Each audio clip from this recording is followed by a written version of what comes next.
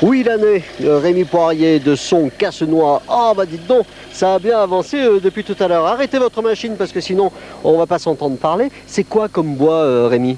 C'est du noyer. Vous travaillez toujours le même bois? Non, absolument pas, mais essentiellement le noyer quand même, parce qu'il a une histoire au niveau des Alpes de Haute-Provence et des Hautes-Alpes. Il a été utilisé dans le bois de meubles, dans les portes, les fenêtres. Voilà. Et vous, d'où vous venez, vous? Moi, je viens de la Motte du Caire. Ah oui, bah, juste à côté alors. Mais il y a longtemps que vous êtes installé comme tourneur sur bois? Ça fait 2 ans maintenant. Est-ce que vous utilisez toujours des essences, des bois originaires d'ici, du coin? Oui, ça, j'y tiens absolument à utiliser les essences de la montagne, telles le cytise, le robinier, des essences un petit peu particulières qui donnent des jolies couleurs. Oui, parce que c'est essentiellement sur la couleur, on verra ça tout à l'heure avec les pièces qui sont terminées là derrière nous. Alors le travail du bois dans la région, bah, ça a toujours été une tradition, mais c'était une tradition de travail d'appoint, alors que vous, c'est votre travail à plein temps. Oui, je suis un artisan à temps complet, quoi. Et comment vous écoulez alors votre production? Alors dans la Provence, on a une chance, c'est qu'il y a des réseaux une organisation qui est faite par les chambres des métiers, par des associations d'artisans, qui font qu'on peut commercialiser les produits sur les foires artisanales. En ce moment, ça marche bien, c'est à la mode, hein. Oui. Bon, prochain rendez-vous maintenant avec vous, ça sera en décembre, hein, c'est Aix-en-Provence. Tiens, on va montrer, voilà, on va demander à Abdo de venir voir. C'est Art et Métier, c'est en décembre à Aix-en-Provence. À la bibliothèque Méjeanne, oui. Voilà, merci bien, à tout de suite avec Sophie Deva.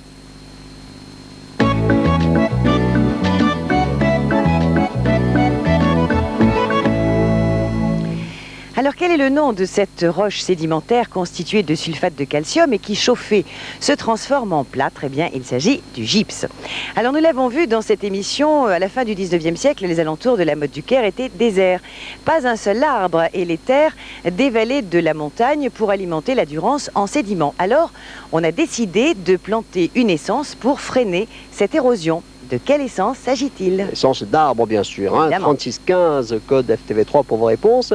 Et vous gagnez, voilà, ce très beau casse-noix, fabriqué pour vous par Rémi Poirier.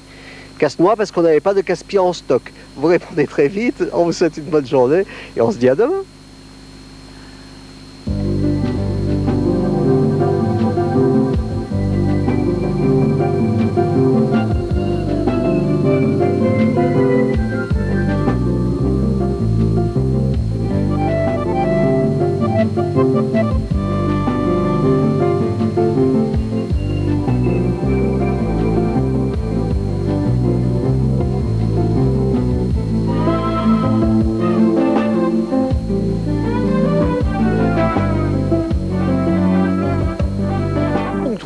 Un prof de musique, un prof de judo, voire même un entraîneur de foot. Et pourtant, juste à côté, là-bas, à la Motte du Caire, un centre de vol à voile marche super bien. Du vent et des loisirs, aujourd'hui, dans Midi Méditerranée.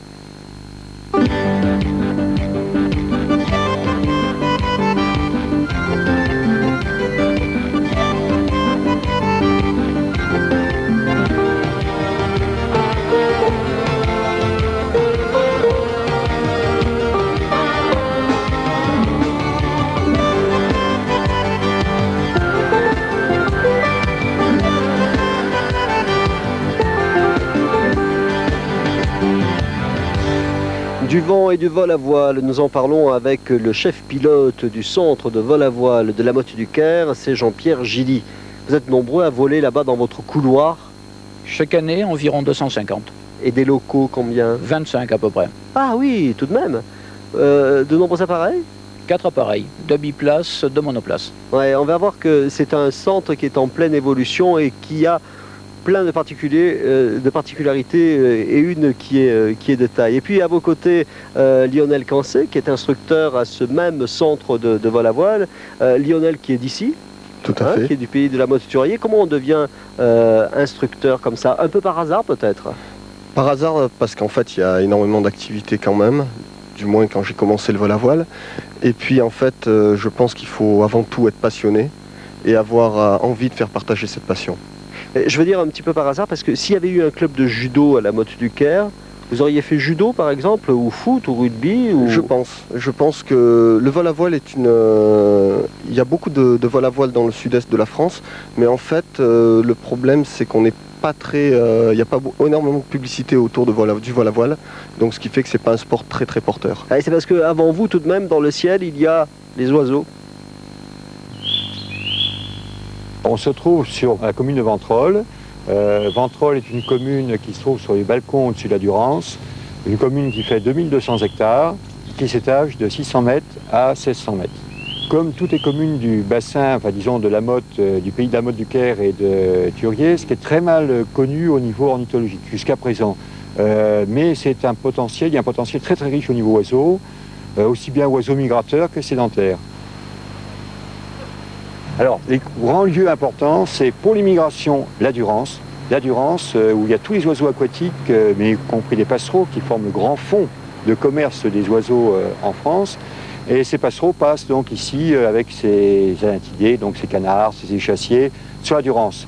Ainsi que des vols aussi de rapaces, de migration de rapaces, comme le faucon cobès, par exemple, qui migre au mois de mai, mais qui peut éventuellement, en fonction du temps, en fonction des thermiques, passer sur les collines où nous nous trouvons, au-dessus. Ils peuvent passer à 1000 mètres, suivant ainsi les flancs de la Durance pour gagner en énergie. Donc nous avons ici des oiseaux qui sont donc des planeurs aussi, des oiseaux des grands rapaces, comme le cirquette Jean Blanc qui se nourrit de serpents et qui vient ici l'été. La bondrée apivore, comme son l'indique, ne se nourrit pas d'abeilles mais de guêpes et vient ici pour se nourrir et se reproduire. Nous avons au moins 3 ou 4 couples de bondrées apivores qui nichent sur la commune de Ventrolle.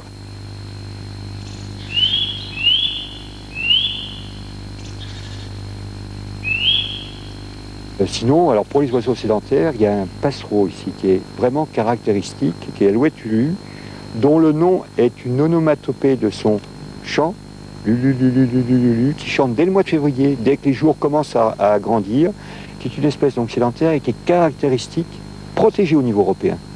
Et elle est caractéristique de ce milieu ici où nous sommes. La gélinote dans tout ça, qu'est-ce qu'on peut en dire? Ah, la gélinote des bois.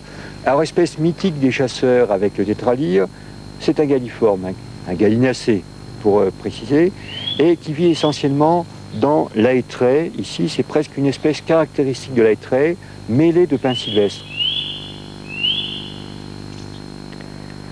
On l'a bien vu et on le verra tout au long de cette émission. C'est un véritable couloir, ce pays de la Motte-Turier, avec des montagnes partout. Ça paraît antinomique avec l'aviation et le vol à voile, Jean-Pierre Gilly. Absolument pas, parce que nous avons ici les conditions privilégiées de la montagne. On est dans les Alpes d'Haute-Provence, on a la chaleur, on a les thermiques, on a le dynamique, le vent qui souffle sur la pente, et on a même l'onde, le troisième système qu'on va utiliser en vol à voile, qui va nous permettre de monter très haut. Ça veut dire qu'en fait, à la Motte du Caire, on a les 3 énergies, on est complet, on ne peut plus être plus complet que ça, c'est pas possible. Hein. Absolument pas. On peut même, au cours d'un même vol, passer dans les 3 systèmes. Justement, Lionel Cancé, est-ce qu'il est plus facile de piloter dans l'une ou l'autre de ces configurations, avec l'une ou l'autre de ces énergies? En fait, ce sont 3 énergies qui sont totalement différentes, avec un pilotage différent pour chacune d'entre elles. Il n'y a pas vraiment de... Je n'ai pas personnellement de préférence, mais c'est vrai que ça apporte une particularité dans ce vol qui est assez fantastique et qu'on ne peut malheureusement vivre que dans ce cher sud-est. Mais il y a des plus faciles, des plus difficiles? Non, honnêtement non. C'est pas réellement plus facile. Certains vols sont plus techniques, notamment le vol thermique quand il y a des très très petits thermiques à certaines périodes de l'année. Mais c'est pas réellement un problème de difficulté. Très petit thermique, ça veut dire qu'il ne faut pas louper l'ascenseur, hein, c'est ça? Voilà, avec des vitesses d'ascension qui sont relativement faibles. Voilà, et puis la zone aussi est relativement faible géographiquement, quoi. Si on passe à côté... Tout à fait. Tout à fait. Ça monte très doucement, c'est relativement étroit et c'est une des particularités du vol montagne.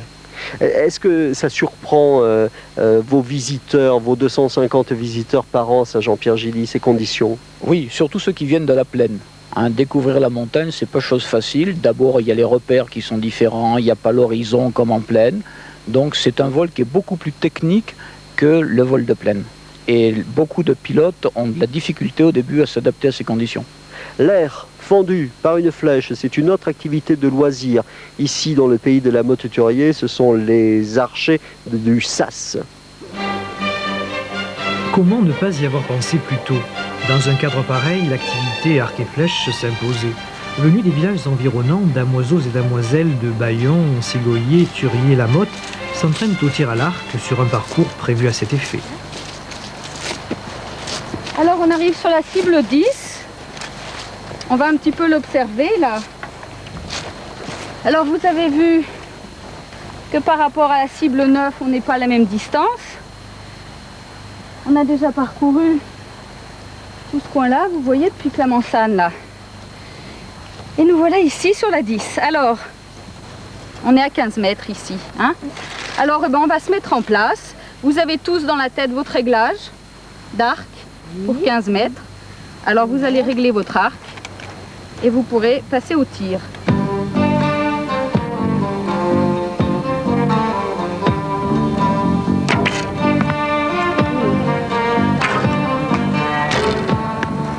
Notre particularité ici, c'est d'être dans un cadre, comme vous avez pu le voir, qui est superbe. Et nous avons bénéficié de ce cadre pour installer 2 parcours de tir en campagne. Donc ces 2 parcours ont chacun 24 cibles. Et il faut à peu près 2 heures, 2 heures et demie de marche pour parcourir ces distances. Alors nos parcours sont en location, je dirais, c'est-à-dire que les archers qui ont un minimum de savoir-faire de tir à l'arc peuvent s'abonner auprès du club des archers du Sas à Clamensanne et venir, lorsqu'ils le désirent, sur ces parcours qui sont en place été comme hiver.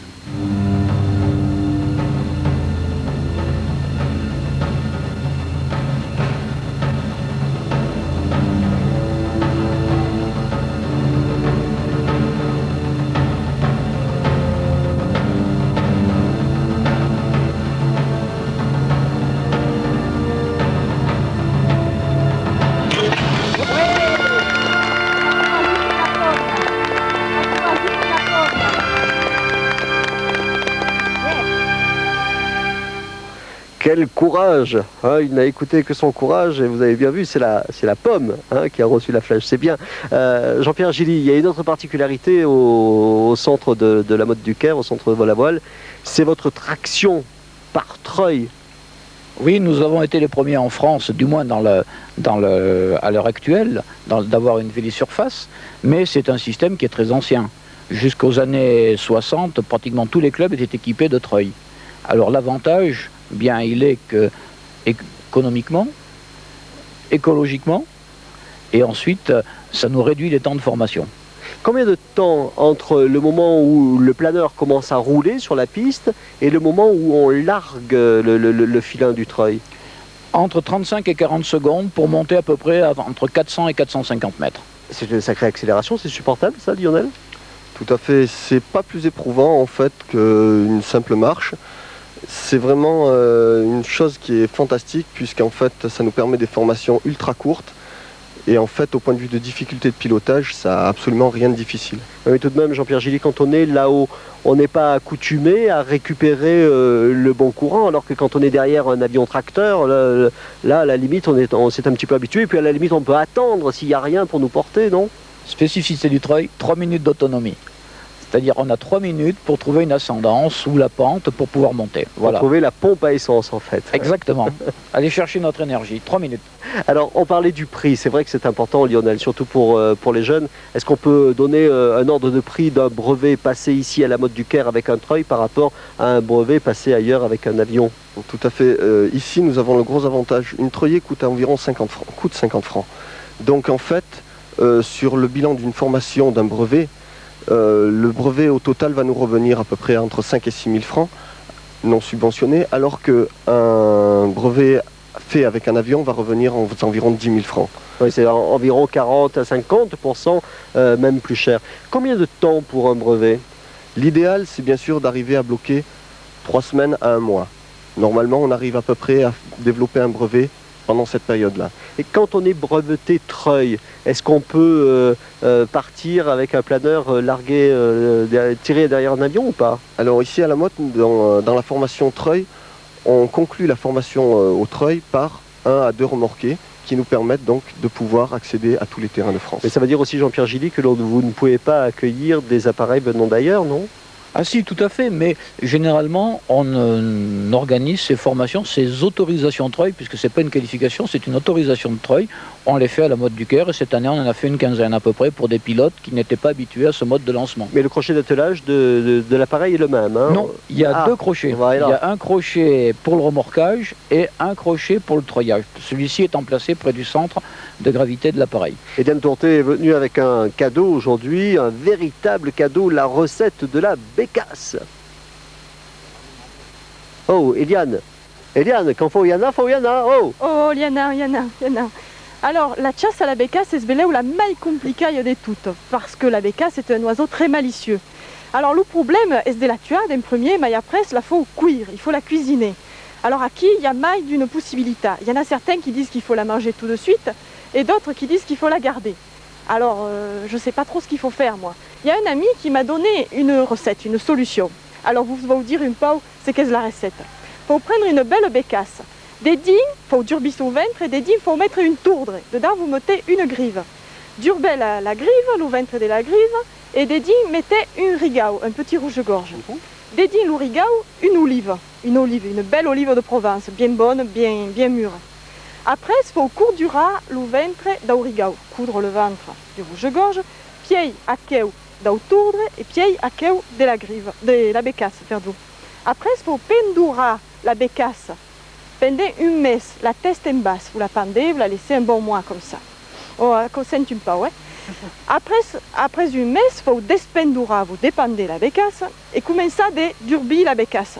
La bécasse est plus bonne, est plus aigrie, la poudre gita. Vous pouvez la jeter. Elle est complètement pourrie. Per le tourdre, parier, le poudre gita. Per l'origao, parier, le poudre gita. Et per l'olive, eh bien l'olive, vous allez enlever la chair, vous pouvez la jeter, elle est pourrie, la chair de l'olive.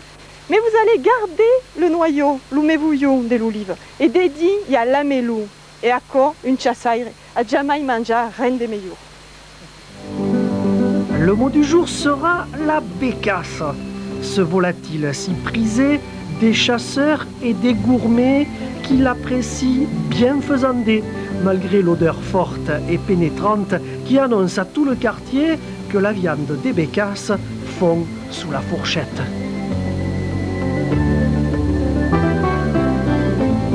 Revenons au centre de vol à voile de la Motte du Caire. Jean-Pierre Gilly, combien de jeunes formés cette année? Cette année, 12 lâchés, 11 de moins de 25 ans, 8 de moins de 18 ans. Avec le dernier lâché, 15 ans, c'est ça? 15 ans et demi, le dernier lâché. Est-ce que vous avez l'impression, vous, club de vol à voile à la Motte du Caire, d'être, comme on dit, un acteur de l'économie locale?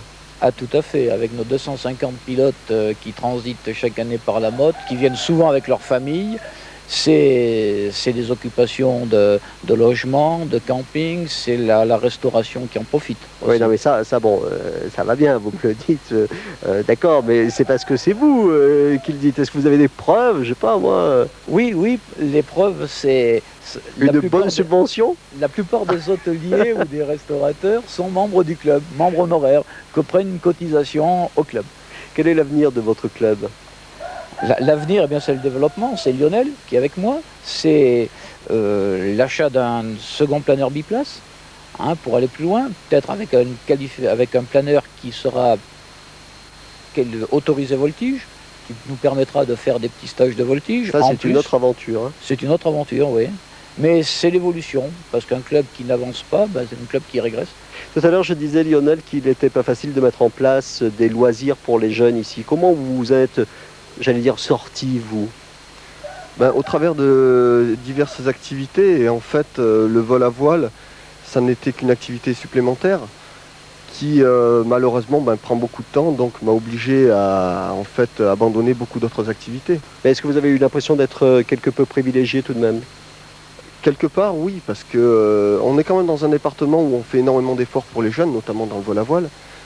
Mais c'est vrai que malheureusement, dans des petits villages comme ça, où il y a une activité bénévole qui s'essouffle un petit peu, c'est difficile de mettre en place des activités sportives. Merci à tous les deux. Alors depuis tout à l'heure, on vous parle de vol à voile. Il serait temps maintenant de prendre place dans l'appareil.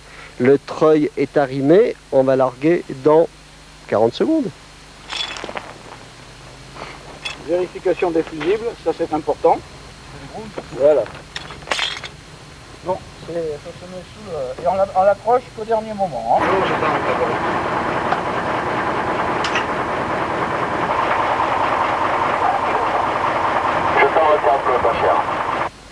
Voilà, c'est parti.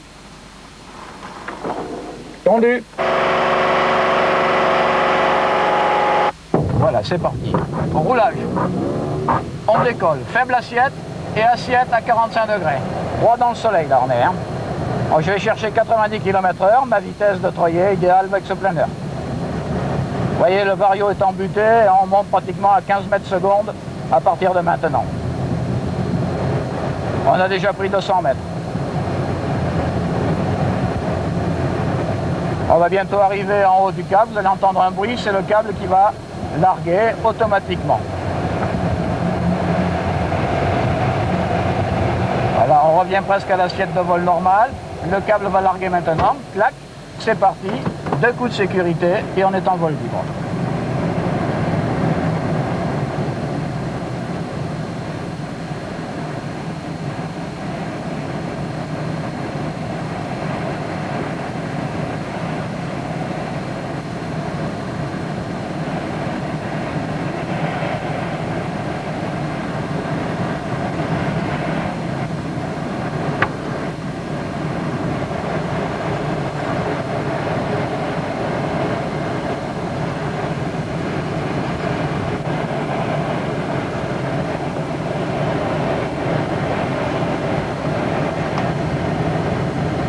Je sors mes aérofreins, je vais m'en servir exactement comme une manette de gaz pour calibrer mon approche.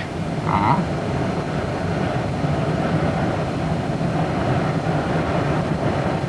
Et on va essayer de se poser avec la même précision que tout à l'heure.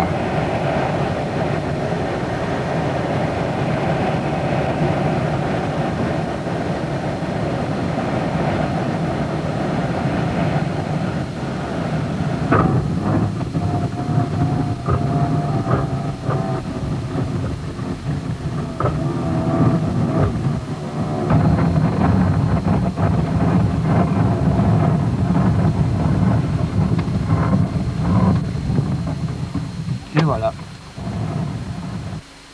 C'est avec un artiste que l'on va terminer cette émission. Il est sculpteur installé depuis 1 an et demi à Melve. Il travaille l'argile, c'est François Oliati. Ah, ouais, je vous fais partir. Merci mesdames. Et le gros Phébus qui est au milieu. Phébus étant le chien, hein, évidemment. Comment vous êtes arrivé pour vous installer à Melve, François? Eh bien moi j'étais dans une situation un petit peu précaire à Rouen. Il n'y avait rien qui pouvait me permettre d'exploiter mes capacités de sculpteur. Donc en fait j'ai écrit une 90 lettres dans le 04, dans des communes de moins de 150 habitants, pour savoir si on pouvait éventuellement me donner la possibilité d'avoir une structure, d'une part atelier et maison, quoi. Donc j'ai 3 enfants, il fallait quand même quelque chose d'un petit peu sérieux. Et donc j'ai reçu une lettre, une réponse. C'était la mairie de... C'était la mairie de Melve. Est-ce que vous avez l'impression d'être un cas isolé ou est-ce que ça s'est reproduit plusieurs fois dans le pays? Jusqu'à aujourd'hui, j'ai pas entendu parler d'autres cas comme le mien, quoi. Et alors justement, comment vous vous intégrez, j'allais dire, dans le paysage? Quelles sont les relations que vous avez avec les habitants et les relations qu'ils ont avec vous? Bah, écoutez, moi je suis arrivé là sans préjugés, sans rien. Donc a priori, ils m'ont bien accepté. J'ai toujours des bons rapports avec mes voisins. Mais est-ce que vous êtes le sculpteur, celui qui fait l'artiste?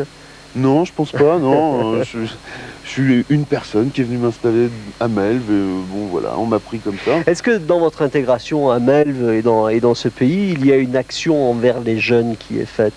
Je crois pas. Pas encore. Pas encore. Mais c'est un projet ou pas? Tout est à faire, tout est à faire. On est en train de travailler éventuellement sur un projet socio-éducatif avec une personne qui a une famille d'accueil et qui reçoit des jeunes en difficulté, pour essayer de leur ouvrir les yeux un petit peu sur les arts plastiques ou autre chose. Et comment vous commercialisez vos œuvres? Les marchés, les foires. Ça marche bien? Ça va.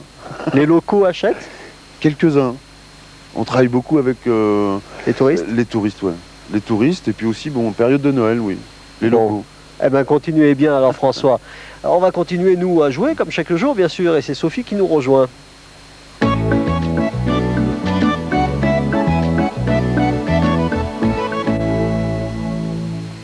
Alors comment s'appelle cette essence que l'on avait décidé de planter à la fin du 19e siècle aux alentours de la motte du Caire afin de freiner l'érosion?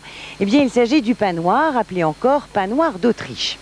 Alors le planeur peut utiliser deux techniques pour s'élever dans les airs. Il y a le remorquage et puis il y a le treuillage. Et c'est précisément donc cette activité que l'on utilise ici à la motte du Caire. Mais à quel sport avait-on pensé lorsque l'on a baptisé cette activité vol à voile? Vos réponses très vite sur le 3615 code FTV3 pour gagner ces deux très beaux livres, Dictionnaire de pomologie. Vous saurez tout sur les pommes. Après cela, c'est offert par les éditions Naturalia, installées juste à côté, là-haut, à Turier. Et puis offert par François Oliati, un Indien, Sophie, que tu vas choisir. Oui, lequel? Alors je vais choisir justement celui-ci. Ah, celui qui te regarde. Ah oui, ah. Ah, elle a bien choisi, Sophie, hein, bien sûr, comme toujours. Nous vous choisissons demain, à midi, pour une autre émission, toujours ici, depuis la Motte Turier. Bon appétit, à demain.